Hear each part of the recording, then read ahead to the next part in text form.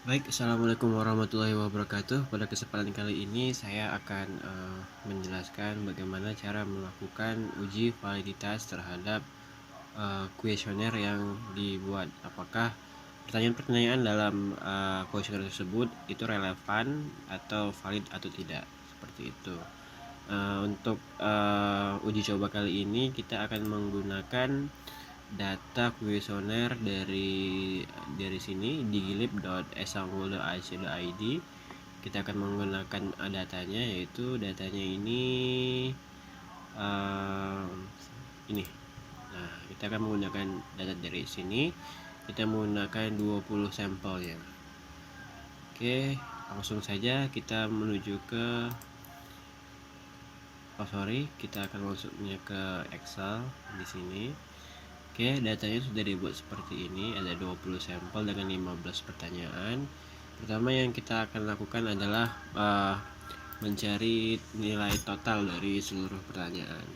Kita bisa menggunakan rumus sum untuk mencari total dari nilai. Seperti ini, di blok, kemudian tekan enter. Lalu kita bisa tarik ke bawah supaya di copy. Setelah itu kita akan mencari korelasi nilai-nilai ini terhadap total. Jadi kita bisa lakukan seperti ini, sama dengan rumusnya itu korel, tekan tab, kemudian kita blok datanya, satu lagi, kemudian kita tekan pembatasnya ya. Di sini bisa koma atau titik koma. Kalau di komputer saya pakai titik koma. Kemudian setelah itu kita tarik lagi nilai total. Karena kita akan melakukannya ke setiap skor, karena itu kita supaya nilainya itu bisa mudah di copy tanpa melakukan hal ini berkali-kali, kita harus mengunci nilai total supaya ketika kita tarik atau kita copy nilainya tidak berubah kecuali nilai kolom. Kita tekan F4. Setelah itu kita tutup kurung dan enter.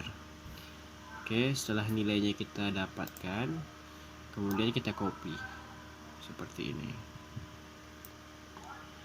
Oke, lalu kita dapatkan nilai korelasi antara skor dengan total. Nah, setelah ini kita akan mencari apakah dia itu valid atau tidak. Nah, sekarang nilai itu valid atau tidak itu ditentukan dari apakah R tabel itu nilainya lebih kecil daripada R hitung. Korelasi ini adalah nilai R hitung. Sedangkan R tabel adalah 0,44 yang didapatkan dari derajat kebebasan 18. Dapat 18 ini dari sampel kita 20, maka kita akan mengurangi dua nilai, yaitu nilai di atas dan di bawah, makanya nilainya 18. Kita bisa melakukan uji ini dengan membandingkan satu persatu. Apakah R tabel kecil daripada nilai R hitung. Nah, kita bisa melakukan dengan lebih cepat, bisa menggunakan if. Kita buat aja seperti ini. Oke, nilai R tabel kecil dari R hitung, berarti kita akan blok nilai R tabel seperti ini. Kemudian kita buat logikanya lebih kecil daripada R hitung. Karena R tabelnya akan kita gunakan terus, kita akan kunci. Setelah itu apa yang akan kita buat ketika nilainya true? Ketika nilainya true, kita akan keluarkan kata valid seperti ini. Kalau misalnya dia false, maka kita akan keluarkan kata tidak valid seperti ini ya. Saya lupa spasi. Oke, kemudian kita tutup kurung, kita tekan enter. Oke, nah habis itu kita copy seterusnya.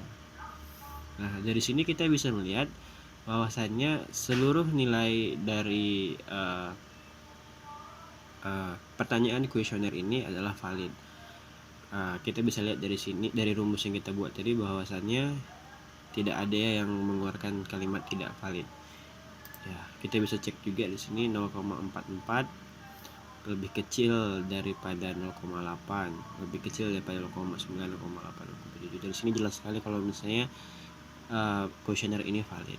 Nah, kemudian kita akan melakukan ini dengan cara yang otomatis. Kita bisa melakukannya itu dengan dua cara, dengan melakukan data analisis di ribbon data. Kita bisa lihat di sini ada data analisis, atau kita bisa menggunakan SPSS. Nah, pertama kita akan melakukan data analisis terlebih dahulu melalui Excel. Kita tekan dulu, kita pilih, kemudian kita bisa cari di sini correlation. Oke, kita tekan oke. Kemudian kita ambil input range-nya. Nah, input range-nya ini dari sini sampai seluruh total. Oke, habis itu kita tekan oke. Nah, lalu bisa dilihatnya di sini nilai-nilainya sama, bisa kita lihat. Oke, baik, kita lanjutkan dengan perhitungan validasi kuesioner ini menggunakan SPSS.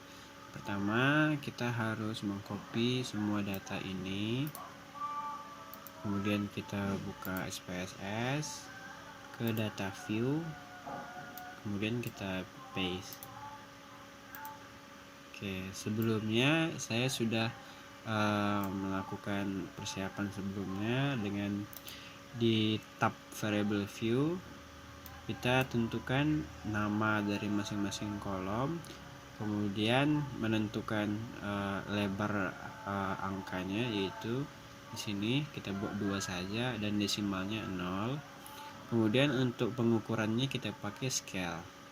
Oke, setelah ini kita selesaikan, kemudian kita bisa kembali ke data view, kita lakukan analisa korelasi dengan klik menu analyze, kita pilih di sini correlate dan kita pilih bivariate. Kemudian kita pindahkan semuanya dari kolom ini ke sini. Sebelumnya saya sudah melakukannya, jadi sudah ada di sini. Oke, saya lakukan saja. Awalnya seperti ini. Oke, kemudian kita pindahkan ke sebelah. Oke, seperti ini. Nah, untuk biar cepat di blok semuanya, kemudian dipindahin. Oke, kita checklist person to tell. Setelah itu kita tekan OK. Nah, lalu kita bisa mendapatkan nilai korelasinya. Nah, di sini kita bisa melihat hasilnya itu yang di paling bawah saja. Nah, di sini yang nilainya yang kita akan bandingkan dengan di Excel apakah sama atau tidak. Di sini kita lihat nilai kolom pertamanya itu 846. Kita bisa lihat di Excel nilainya itu sama, hanya saja di Excel desimalnya lebih banyak. Jadi di SPSS dibulatkan di 846. Nah, di sini bisa kita lihat di sini ada note. Kalau misalnya ada asterisknya 2, berarti korelasinya signifikan. Kalau 1 juga. Nah, bisa dilihat di sini ada 2 asterisknya di setiap nilai kita, berarti nilai kita ini sudah berkorelasi dan baik. Oke. Baik, sekian tutorial dari saya pada kali ini. Jika ada kesalahan saya mohon maaf, semoga berguna. Assalamualaikum warahmatullahi wabarakatuh.